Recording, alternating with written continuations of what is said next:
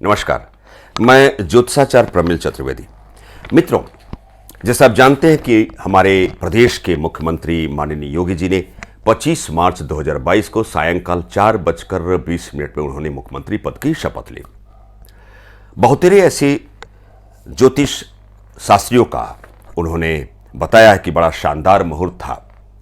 चैत्र मास के कृष्ण पक्ष शीतला अष्टमी की तिथि शुक्रवार का दिन था और मूल नक्षत्र के चौथे चरण में उन्होंने शपथ ली है। परंतु मित्रों, उस मुहूर्त काल में क्या कोई ऐसी कमी भी थी, खामियां भी थी? क्या वह मुहूर्त काल किसी बिंदु विशेष में क्या सटीक नहीं था? क्या कोई ऐसी समस्या का आगमन माननीय योगी जी को इस 5 वर्ष के अंतराल कालखंड में आ सकती है? मित्रों, बहुतेरे हमारे फॉलोअर्स के ऐसे सवाल थे कि जिस मुहूर्त काल में माननीय योगी जी ने शपथ ली है, क्या वह शपथ का मुहूर्त शानदार था? जैसा आप जानते हैं कि आप कोई भी नवीन कार्य का शुभारंभ किसी विशिष्ट कालखंड में मुहूर्त में करते हैं तो यह देखना लाजमी होता है कि वह किस लग्न की, किस राशि की, ट्रांजिट फेज में कौन सा प्लैनेट किस राशि से रिवॉल्व कर रहे हैं, किस नक्षत्र के किस चरण में हम नवीन कार्य का प्रारंभ करने जा रहे हैं, उसका आखिरी इंपैक्ट, उसका परिणाम किस प्रकार की प्राप्ति होनी है, इसकी संभावना, इसकी जानकारी एस्ट्रोलॉजिकल बैकग्राउंड में उस मुहूर्त काल से उसकी प्राप्ति हो जाती है। जैसा आप जानते हैं कि 25 मार्च 2022 को सायंकाल के 4:26 तक मूल नक्षत्र का मुहूर्त था और 4:20 पे माननीय योगी जी ने मुख्यमंत्री पद की शपथ ली, अर्थात मूल नक्षत्र के चौथे चरण में इन्होंने शपथ ली। सिंह लग्न की मुहूर्त की बेला थी। सिंह लग्न सूर्य से संबंधित लग्न जो स्थिर लग्न है और उस सिंह लग्न की उस मुहूर्त बेला में लग्नेश सूर्य 8वें विराजमान था, जो मृत्यु भाव के रूप में जाना गया है।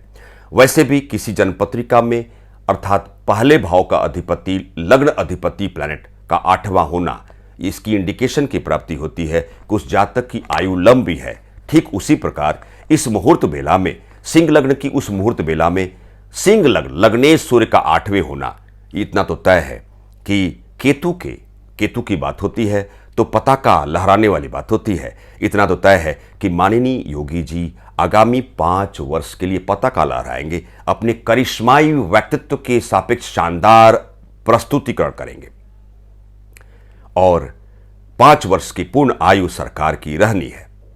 शीतला अष्टमी की तिथि है, शुक्रवार का दिन है। परंतु ध्यान देने वाली बात है, 25 मार्च को सायंकाल के 4:46 तक ही मूल नक्षत्र का प्रभाव था और हिंदू मान्यता के तहत यदि देखा जाए तो खरमास के उस मुहूर्त बेला में माननीय योगी जी ने शपथ ली है, जो आज तक किसी का ध्यान नहीं गया। किसी ज्योतिष शास्त्रियों का हमने यह नहीं देखा।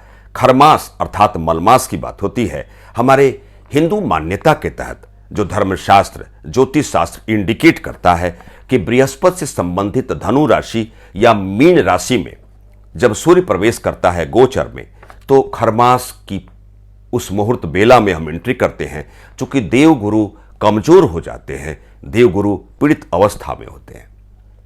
14-15 मार्च की रात्रि में ही खरमास का मुहूर्त की शुरुआत हो चुकी है और 25 मार्च सायंकाल 4:20 के उस कालखंड में माननीय योगी जी ने मुख्यमंत्री पद की शपथ ली।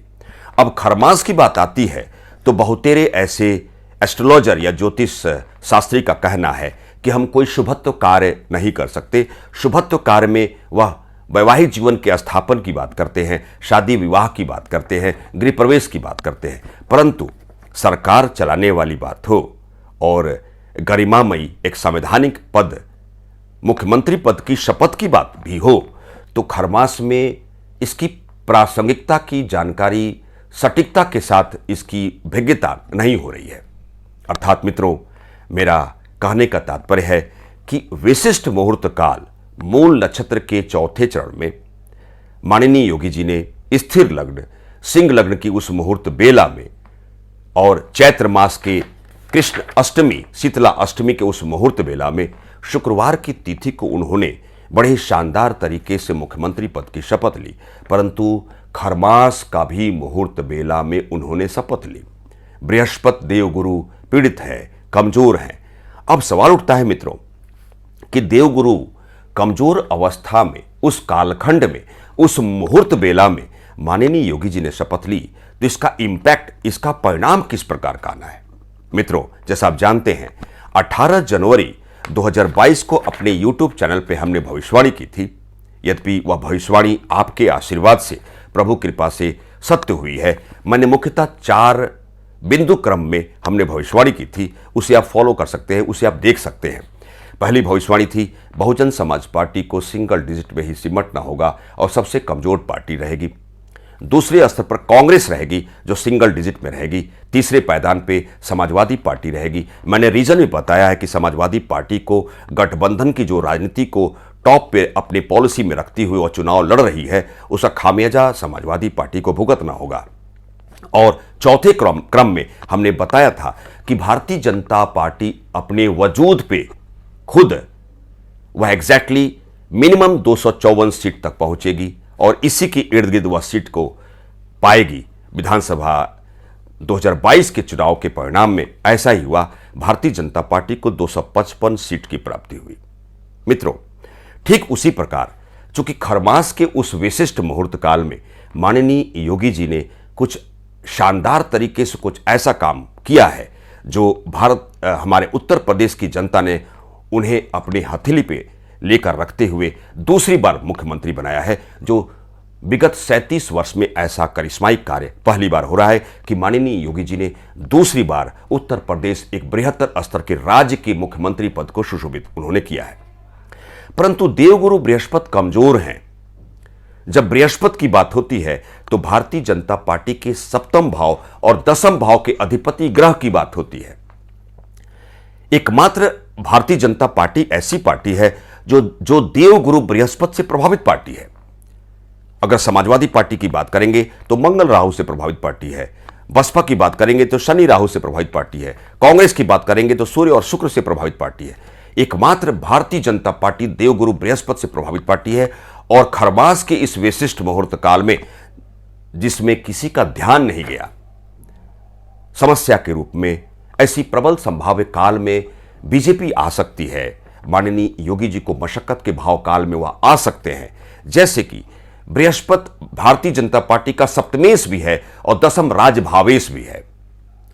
आंतरिक कलह का योग की संभाव्य काल में बीजेपी आ सकती है। भारतीय जनता पार्टी के आंतरिक संगठन में, अपने सरकार के आंतरिक जो समूहन है, उसमें मनभेद जैसी दुर्व्यवस्था का आगमन हो सकता है। मतभेद जैसी दुर्व्यवस्था का आगमन हो सकता है। उसमें आंतरिक फूट हो सकती है, अर्थात नेगेटिव फीडबैक रिजल्ट की प्राप्ति। चूंकि खरमास की बात होती है, चूंकि मीन राशि में सूर्य गुजर रहे हैं और 25 मार्च उस मुहूर्त काल में, खरमास के उस विशिष्ट मुहूर्त काल में, यह बात अलग है कि मूल नक्षत्र के चौथे चरण, मूल की बात होती है तो पताका की बात होती है। इसमें कोई दो राय नहीं है कि माननीय योगी जी पताका लहराएंगे, करिश्माई तरीके से अपना प्रस्तुतिकरण करेंगे। परंतु चैत्र मास के कृष्ण अष्टमी की उस शुक्रवार की मूलभूत सुंदर शानदार तिथि के होने के बावजूद भी खरमास को हम डिनाइड नहीं कर सकते, मलमास को हम डिनाइड नहीं कर सकते। देवगुरु पीड़ित अवस्था में है। जब गुरु की बात होती है तो आध्यात्म की, सनातन धर्म की, सनातन संस्कार की, संस्कृति की बात होती है, हिंदुत्व की बात होती है, बेरोजगारों के लिए सर्विस प्राप्ति की बात होती है, विद्यार्थी जगत में जो वैकेंसीज की बात हो रही है उसमें अड़चनें आ सकती हैं। भारतीय जनता पार्टी के आंतरिक संगठन में द्वंद्वाद का समागम हो सकता है। असंतुष्टि का जो परिचायक फैक्टर है उसकी एंट्री हो सकती है। मित्रों, खरमास को हम डिनाइड इसलिए नहीं कर सकते कि हमारी हिंदू मान्यता के तहत जब जब बृहस्पति की धनु राशि और मीन राशि में सूर्य गोचर में प्रवेश करते हैं और सूर्य की सिंह राशि में जब देवगुरु बृहस्पति प्रवेश करते हैं तो मलमास और खरमास जैसी एक नकारात्मकता को इंगित करते हुए उस मुहूर्त बेला में इंडिकेट करते हुए हम एंट्री करते हैं। और खरमास का तात्पर्य ऐसा नहीं है कि संस्कार से संदर्भित वैवाहिक जीवन को स्थापित करने वाले उस विवाह के मुहूर्त काल में हम एंट्री नहीं कर सकते, हम गृह प्रवेश नहीं कर सकते। एक मुख्यमंत्री पद गरिमामयी पद की बात होती है, एक संवैधानिक पद की बात होती है। उत्तर प्रदेश एक बृहत्तर राज्य जैसे इस राज्य विशेष को अगुवाई करने वाले हम सब भाग्यशाली हैं कि हम सबों को माननीय योगी जी जैसे मुख्यमंत्री मिले हैं। खरमास के उस विशिष्ट मुहूर्त बेला में देवगुरु पीड़ित अवस्था में है। ईश्वर करे कि ऐसी नकारात्मकता को इंगित करने वाले उस संभाव्य काल में हम प्रवेश नहीं करें, परंतु लक्षण कुछ और इंडिकेट कर रहे हैं। खरमास के उस विशिष्ट मुहूर्त काल में माननीय मुख्यमंत्री महोदय योगी आदित्यनाथ जी ने मुख्यमंत्री पद की शपथ ली है। मित्रों, एक छोटी सी व्याख्यान के तहत मैं ज्योतिष आचार्य प्रवीण चतुर्वेदी, नमस्कार।